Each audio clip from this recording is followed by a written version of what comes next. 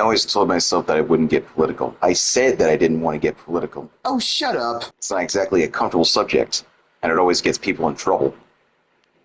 So I gotta choose my words carefully. I'll say it like this. If you're gonna talk about how a country is better than a different country, it probably shouldn't be a country that is so clearly against free speech. And I know that they're against free speech because they gave you a specific list of things you aren't supposed to joke about. It's such a shame because I like a lot of those comedians. They make me laugh. It makes the depression go away, kind of. But now they've shown that the only thing that really matters to them is money. Props to Shane Gillis for turning it down. He chose integrity over money. Tim Dillon initially said yes, but then he went on his podcast and made fun. So, I don't know. Give him a pass? Maybe I can still go back and watch the older stuff and still laugh. But not right now. Because I know that if I do, I'm just going to get upset.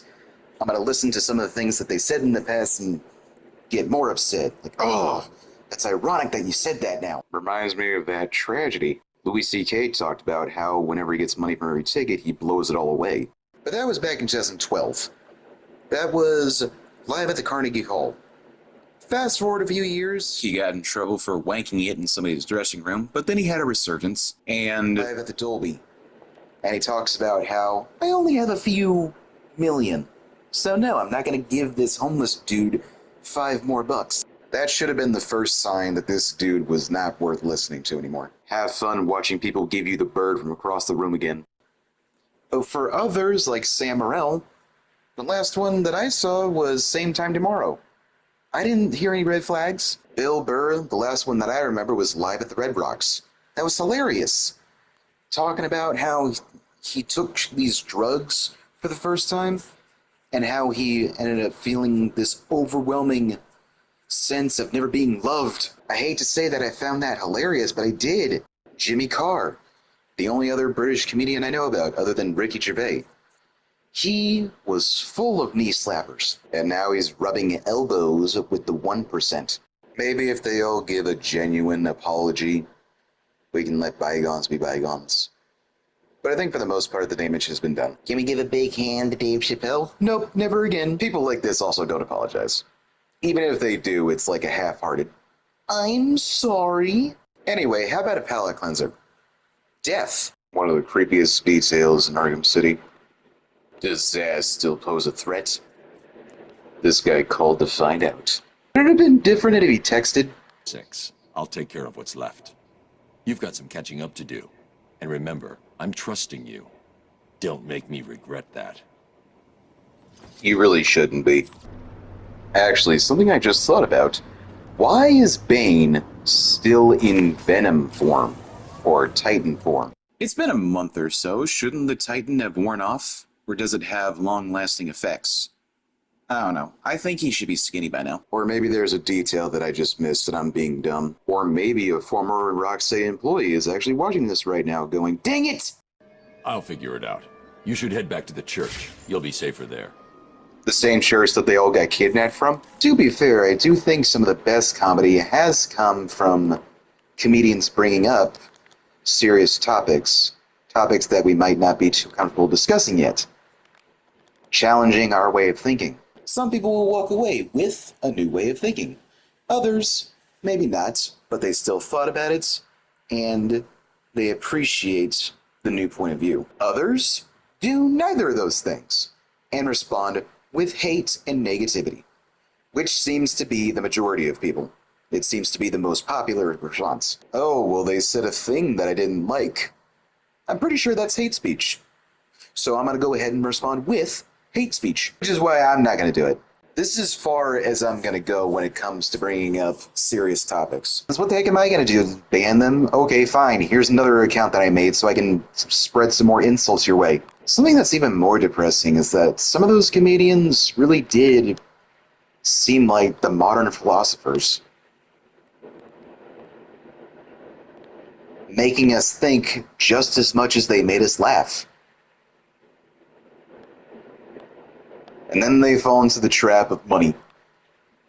Money, money, money, money, money, money, money, money. Ah! So I don't know about you, but being rich just seems gross now. If somebody has a net worth of over $1 million, I just think, ugh. I don't mean to sound like that I'm saying guilty until proven innocent, but you've done something, haven't you? Because these comedians, and especially actors, they have fuck you money. How do you avoid the trap of money?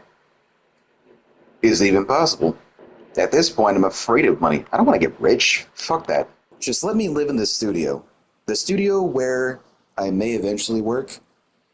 Pay me just enough money so that I can continue to get groceries. And if I ever get a girlfriend, I will ask for the slightest raise so that I don't take her to Burger King or something for dinner. I'll take her to Longhorn. Well, chances are the rent for the studio probably won't be that much less compared to apartments, which is bullshit. Looks like the pixels haven't rendered yet. Give it a second. Hang on. Okay, hold on. Hold on. Okay, hold on. Hold on. Hold on. Hold on. Hold on. Okay, hold on. Okay, hold on. Hold on. Hold on. There it is.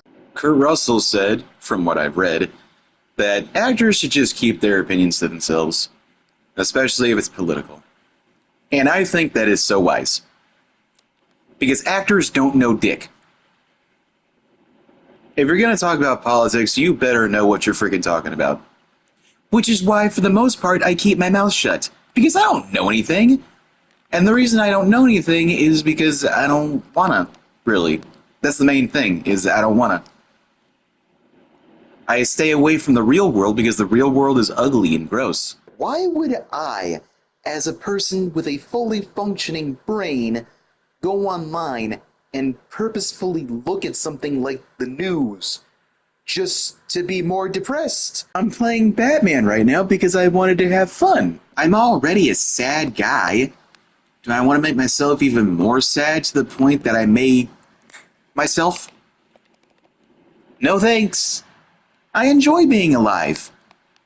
And the longer I stay alive, the better chances I have of making my dreams come true. I mean, maybe not. Probably not.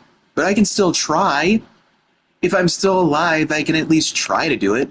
But I won't be able to try anything if I accumulate all this negativity.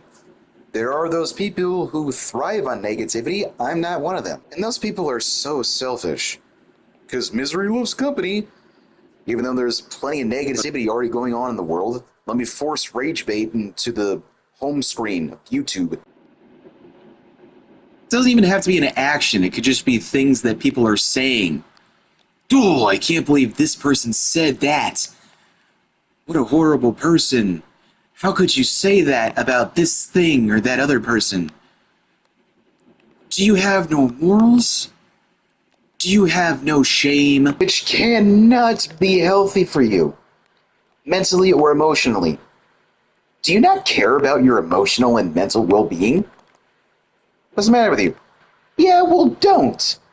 How about that? How about you just don't? Don't bring other people into your misery just because, what, your misery is too much to handle on your own? Do yourself a favor and stop accumulating all these negative things. Try watching positive videos. Watch more cat videos of cats being cute. Get yourself a cat, if you have the money for it. Go down to the vet and adopt a cat. Or a dog. Go down to one of those places and adopt yourself a pet that will be loyal to you. Based on no criteria. You feed it. That's it. You feed it every morning and you keep its litter box clean. That's all that is required of you. There are some other comedians who weren't on the list. Gianmarco Cerezi. I really enjoyed Thief of Joy. And he's Jewish. What? Well, he is. It's not a con. It's not necessarily a pro. It's just a detail. It is a recurring theme. A lot of comedians are either fully Jewish or they have some Jewish ancestry. It's interesting. It just makes me wonder if there's a reason. Like how there's a lot of Jewish people who end up moving to New York. This could be wrong, but I think it could be that their countries of origin don't have a Starbucks anywhere.